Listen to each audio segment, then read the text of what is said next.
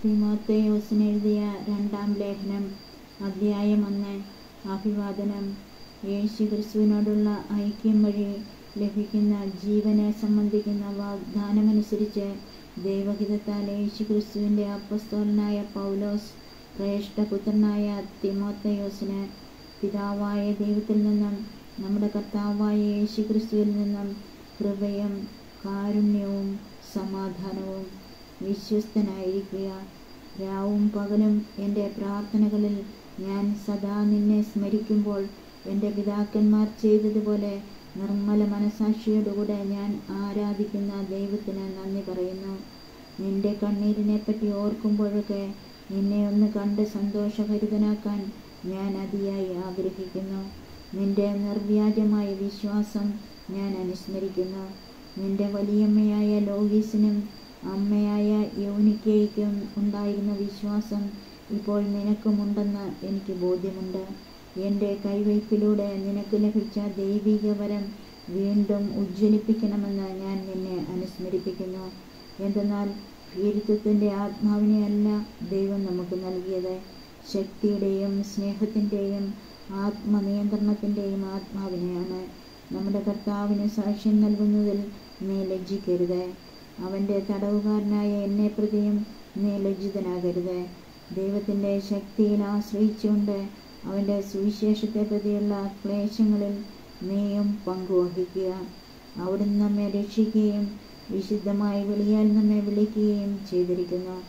അത് നമ്മുടെ പ്രവൃത്തികളുടെ ഫലമായിട്ടല്ല, അവിടുത്തെ സ്വന്തം ഉദ്ദേശ്യത്തെ മുൻനിർത്തിയും യുഗങ്ങൾക്ക് മുൻപേ യേശുക്രിസ്തുവിൽ നമുക്ക് നൽകിയ കൃപാവരം അനുസരിച്ചുമാണ്. ഈ കൃപാവരം നമ്മുടെ രക്ഷകനായ യേശുക്രിസ്തുവിൻ്റെ ആഗമനത്തിൽ നമുക്ക് പ്രത്യക്ഷീഭവിച്ചിരിക്കുന്നു. അവൻ മരണത്തെ ഇല്ലാതാക്കുകയും തൻ്റെ സുവിശേഷത്തിലൂടെ ജീവനും അനശ്വരതയും വെളിപ്പെടുത്തുകയും ചെയ്തിരിക്കുന്നു. ഈ സുവിശേഷത്തിൻ്റെ പ്രഘോഷകനും അപ്പസ്തോലനും പ്രബോധകനുമായി ഞാൻ നിയമിതനായിരിക്കുന്നു. ഇക്കാരണത്താലാണ് ഞാനിപ്പോൾ ഇവയെല്ലാം സഹിക്കുന്നത്. ഞാനതിൽ ലജ്ജിക്കുന്നില്ല. എന്തെന്നാൽ ആരിലാണ് ഞാൻ വിശ്വാസം അർപ്പിച്ചിരിക്കുന്നതെന്ന് എനിക്കറിയാം. എന്നെ ഭരമേൽപ്പിച്ചിരിക്കുന്നവയെല്ലാം ആ ദിവസം വരെയും ഭദ്രമായി കാത്തു സൂക്ഷിക്കാൻ അവന് കഴിയുമെന്നും എനിക്ക് പൂർണ്ണ ബോധ്യമുണ്ട്. നീ എന്നിൽ നിന്ന് കേട്ടിട്ടുള്ള നല്ല പ്രബോധനങ്ങൾ യേശുക്രിസ്തുവിലുള്ള വിശ്വാസത്തിലും സ്നേഹത്തിലും നീ അനുസരിക്കുക, മാതൃകയാക്കുക.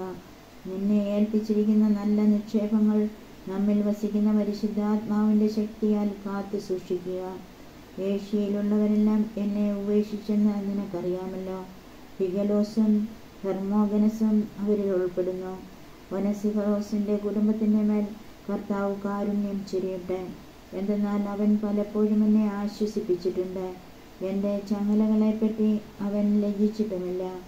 അവൻ റോമായിലെത്തിയപ്പോൾ എന്നെപ്പറ്റി ആകാംക്ഷാപൂർവ്വം അന്വേഷിക്കുകയും എന്നെ കാണുകയും ചെയ്തു. എഫെസസിൽ വെച്ച് അവൻ ചെയ്ത സേവനങ്ങളെപ്പറ്റിയെല്ലാം നിനക്ക് നന്നായി അറിയാമല്ലോ. അവസാന ദിവസം കർത്താവിൽ നിന്ന് കാരുണ്യം ലഭിക്കാൻ അവിടുന്ന് അവന് അനുഗ്രഹം നൽകട്ടെ. അധ്യായം 2. ക്രിസ്തുവിൻ്റെ പടയാളി. എൻ്റെ മകനെ, നീ യേശുക്രിസ്തുവിൻ്റെ കൃപാവരത്തിൽ നിന്ന് ശക്തി സ്വീകരിക്കുക. അനേകം സാക്ഷികളുടെ മുൻപിൽ വെച്ച് നീ എന്നിൽ നിന്ന് കേട്ടവ മറ്റുള്ളവരെ കൂടി പഠിപ്പിക്കാൻ കഴിവുള്ള വിശ്വസ്തരായ ആളുകൾക്ക് പകർന്നു കൊടുക്കുക. യേശുക്രിസ്തുവിൻ്റെ നല്ല പടയാളിയെപ്പോലെ കഷ്ടപ്പാടുകൾ സഹിക്കുക. സൈനിക സേവനത്തിൽ ഏർപ്പെട്ടിരിക്കുന്ന പടയാളി തന്നെ സൈന്യത്തിൽ ചേർത്ത ആളിൻ്റെ ഇഷ്ടം നിറവേറ്റാനുള്ളതിനാൽ മറ്റു കാര്യങ്ങളിൽ തലയിടാറില്ല. നിയമാനുസൃതം മത്സരിക്കാത്ത ഒരു കായികാഭ്യാസിക്കും കിരീടം ലഭിക്കുകയില്ല. അധ്വാനിക്കുന്ന കർഷകനാണ് വിളവിൻ്റെ ആദ്യ പങ്ക് ലഭിക്കേണ്ടത്. ഞാൻ പറയുന്ന കാര്യങ്ങളെക്കുറിച്ച് നീ അവധാനപൂർവം ചിന്തിക്കുക. എല്ലാ കാര്യങ്ങളും മനസ്സിലാക്കാൻ വേണ്ട കഴിവ് കർത്താവ് നിനക്ക് തരും. എൻ്റെ സുവിശേഷത്തിൽ പ്രഘോഷിച്ചിട്ടുള്ളതുപോലെ ദാവീദിൻ്റെ വംശജനും മരിച്ചവരിൽ നിന്നുയർത്തുവനുമായ യേശുക്രിസ്തുവിനെ സ്മരിക്കുക. ആ സുവിശേഷത്തിന് വേണ്ടിയാണ് ഞാൻ കഷ്ടത സഹിച്ചുകൊണ്ട് ഒരു കുറ്റവാളിയെപ്പോലെ വിലങ്ങുകൾക്ക് വരെ അധീനനാകുന്നത്. എന്നാൽ ദൈവവചനത്തിന് വിലങ്ങ് വയ്ക്കപ്പെട്ടിട്ടില്ല. അതിനാൽ തിരഞ്ഞെടുക്കപ്പെട്ടവർ യേശുക്രിസ്തുവിൽ ശാശ്വതവും മഹത്വപൂർണവുമായ രക്ഷ നേടുന്നതിനു വേണ്ടി ഞാനെല്ലാം സഹിക്കുന്നു. ഈ വചനം വിശ്വാസയോഗ്യമാണ്. നാം അവനോടുകൂടെ മരിച്ചിട്ടുണ്ടെങ്കിൽ അവനോടുകൂടെ ജീവിക്കും. നാം ഉറച്ചു നിൽക്കുമെങ്കിൽ അവനോടുകൂടി വാഴും. നാം അവനെ നിഷേധിക്കുന്നെങ്കിൽ അവൻ നമ്മെയും നിഷേധിക്കും. നാം അവിശ്വസ്തരായിരുന്നാലും അവൻ വിശ്വസ്തനായിരിക്കും. എന്തെന്നാൽ തന്നെ നിഷേധിക്കുക അവന് സാധ്യമല്ല. വിശ്വസ്ത ഭൃത്യൻ. ഇത് അവരെ അനുസ്മരിപ്പിക്കുക. വാക്കുകളെ ചൊല്ലി തർക്കങ്ങളിൽ ഏർപ്പെടാതിരിക്കാൻ അവരെ ദൈവസന്നിധിയിൽ ഉപദേശിക്കുക. ഇത്തരം തർക്കങ്ങൾ യാതൊരു ഗുണവും ചെയ്യുകയില്ല, ശ്രോതാക്കളെ നശിപ്പിക്കുകയുള്ളൂ. സത്യത്തിൻ്റെ വചനം ഉചിതമായി കൈകാര്യം ചെയ്തുകൊണ്ട് അഭിമാനിക്കാൻ അവകാശമുള്ള വേലക്കാരനായി ദൈവത്തിനു മുൻപിൽ അർഹതയോടെ പ്രത്യക്ഷപ്പെടാൻ ഉത്സാഹപൂർവം പരിശ്രമിക്കുക. ലൗകികമായ വ്യർത്ഥഭാഷണം ഒഴിവാക്കുക, അല്ലെങ്കിൽ അത് ജനങ്ങളെ ഭക്തിരാഹിത്യത്തിലേക്ക് നയിക്കും. ഈ ഭക്തരഹിതരുടെ സംസാരം ശരീരത്തെ കാർന്നു തിന്നുന്ന വ്രണം പോലെ പടർന്നു പിടിക്കും. ഈ കൂട്ടത്തിൽപ്പെട്ടവരാണ് ഹ്യൂമനയോസും ഹിലത്തുസും. പുനരുദ്ധാനം സംഭവിച്ചു കഴിഞ്ഞു എന്ന വാദം ഉന്നയിച്ചുകൊണ്ട് അവർ സത്യത്തിൽ നിന്ന് വ്യതിചലിച്ചു. ചിലരുടെ വിശ്വാസത്തെ അവർ തകിടം മറിക്കുകയും ചെയ്തു. എന്നാൽ ദൈവമുറപ്പിച്ച അടിത്തറ ഇളകാതെ നിൽക്കുന്നു. അതിൽ ഇങ്ങനെ മുദ്രിതമായിരിക്കുന്നു: കർത്താവ് തനിക്ക് സ്വന്തമായിട്ടുള്ളവരെ അറിയുന്നു. കർത്താവിൻ്റെ നാമം വിളിക്കുന്നവരെല്ലാം പാപത്തിൽ നിന്ന് ഒഴിഞ്ഞു നിൽക്കട്ടെ. ഒരു വലിയ ഭവനത്തിൽ സ്വർണം കൊണ്ടും വെള്ളി കൊണ്ടും തീർത്ത പാത്രങ്ങൾ മാത്രമല്ല, മരം, മണ്ണ് ഇവ കൊണ്ട് തീർത്തവയും ഉണ്ടായിരിക്കും. അവയിൽ ചിലത് മാന്യമായ കാര്യങ്ങൾക്കും ചിലത് മാന്യത കുറഞ്ഞ കാര്യങ്ങൾക്കും ഉപയോഗിക്കുന്നു. ഒരുവൻ നികൃഷ്ടമായ അവസ്ഥയിൽ നിന്ന് തന്നെ ശുദ്ധീകരിക്കുന്നെങ്കിൽ അവൻ ശ്രേഷ്ഠമായ ഉപയോഗത്തിന് പറ്റിയതും ഗ്രഹനായകന് പ്രയോജനകരവും ഏതൊരു നല്ല കാര്യത്തിനും ഉപയോഗയോഗ്യവുമായ വിശുദ്ധ പാത്രമാകും. അതിനാൽ യുവസഹജമായ മോഹങ്ങളിൽ നിന്ന് ഓടി അകലുക. പരിശുദ്ധ ഹൃദയത്തോടെ കർത്താവിനെ വിളിക്കുന്നവരോട് ചേർന്ന് നീതി, വിശ്വാസം, സ്നേഹം, സമാധാനം എന്നിവയിൽ ലക്ഷ്യം വയ്ക്കുക. മൂഢവും ബാലിശവുമായ വാദപ്രതിവാദത്തിൽ ഏർപ്പെടരുത്. അവ കലഹങ്ങൾക്കിടയാക്കുമെന്ന് നിനക്കറിയാമല്ലോ. കർത്താവിൻ്റെ ദാസൻ കലഹപ്രിയനായിരിക്കരുത്. എല്ലാവരോടും സൗമ്യതയുള്ളവനും യോഗ്യനായ അധ്യാപകനും ക്ഷമാശീലനുമായിരിക്കണം. എതിർക്കുന്നവരെ അവൻ സൗമ്യതയോടെ തിരുത്തണം. സത്യത്തെക്കുറിച്ചുള്ള പൂർണ്ണ ബോധ്യത്തിലേക്ക് മടങ്ങി വരാൻ ഉതകുന്ന അനുതാപം ദൈവം അവർക്ക് നൽകിയെന്ന് വരാം. പിശാച് തൻ്റെ ഇഷ്ടനിർവഹണത്തിന് വേണ്ടി അവരെ അടിമകളാക്കിയിട്ടുണ്ടെങ്കിലും അവർ സുബോധം വീണ്ടെടുത്ത് ആ കെണിയിൽ നിന്ന് രക്ഷപ്പെട്ടേക്കാം. അധ്യായം 3. ദുഷ്ടന്മാരുടെ നാളുകൾ. ഒരു കാര്യം മനസ്സിലാക്കിക്കൊള്ളുക: അവസാന നാളുകളിൽ ക്ലേശപൂർണമായ സമയങ്ങൾ വരും. അപ്പോൾ സ്വാർത്ഥസ്നേഹികളും ധനമോഹികളും അഹങ്കാരികളും ഗർവിഷ്ഠരും ദൈവദൂഷകരും മാതാപിതാക്കന്മാരെ അനുസരിക്കാത്തവരും കൃതജ്ഞരും വിശുദ്ധിയില്ലാത്തവരുമായ മനുഷ്യരുണ്ടാകും. അവർ മനുഷ്യത്വമില്ലാത്തവരും ഒന്നിനും വഴങ്ങാത്തവരും അപവാദം പറയുന്നവരും ആത്മനിയന്ത്രണമില്ലാത്തവരും ക്രൂരന്മാരും നന്മയെ വെറുക്കുന്നവരും വഞ്ചകരും എടുത്തിയാട്ടക്കാരും അഹന്തയുള്ളവരും ദൈവത്തെ സ്നേഹിക്കുന്നതിന് പകരം സുഖഭോഗങ്ങളിൽ ആസക്തിയുള്ളവരുമായിരിക്കും. അവർ ഭക്തിയുടെ ബാഹ്യരൂപം നിലനിർത്തിക്കൊണ്ട് അതിൻ്റെ ചൈതന്യത്തെ നിഷേധിക്കും. അവരിൽ നിന്ന് അകന്നു നിൽക്കുക. അവരിൽ ചിലർ വീടുകളിൽ നുഴഞ്ഞു കയറി ദുർബലകളും പാപങ്ങൾ ചെയ്തു കൂട്ടിയവരും വിഷയാസക്തിയാൽ നയിക്കപ്പെടുന്നവരുമായ സ്ത്രീകളെ വശപ്പെടുത്തുന്നു. ഈ സ്ത്രീകൾ ആര് പഠിപ്പിക്കുന്നതും കേൾക്കാൻ തയ്യാറാണ്. എന്നാൽ സത്യത്തെപ്പറ്റിയുള്ള പൂർണ്ണ ജ്ഞാനത്തിൽ എത്തിച്ചേരാൻ അവർക്ക് കഴിവില്ല. യാന്നസും യാംബ്രസും മോശയെ എതിർത്തതുപോലെ ഈ മനുഷ്യർ സത്യത്തെ എതിർക്കുന്നു. അവർ ദുഷിച്ച മനസ്സുള്ളവരും വിശ്വാസനിന്ദകരുമാണ്. എന്നാൽ അവർ അധികം മുൻപോട്ട് പോവുകയില്ല. മേൽപ്പറഞ്ഞവരുടെ കാര്യത്തിലെന്ന പോലെ അവരുടെ മൗഢ്യം എല്ലാവർക്കും ബോധ്യമാകും. മാതൃകയും ഉപദേശവും.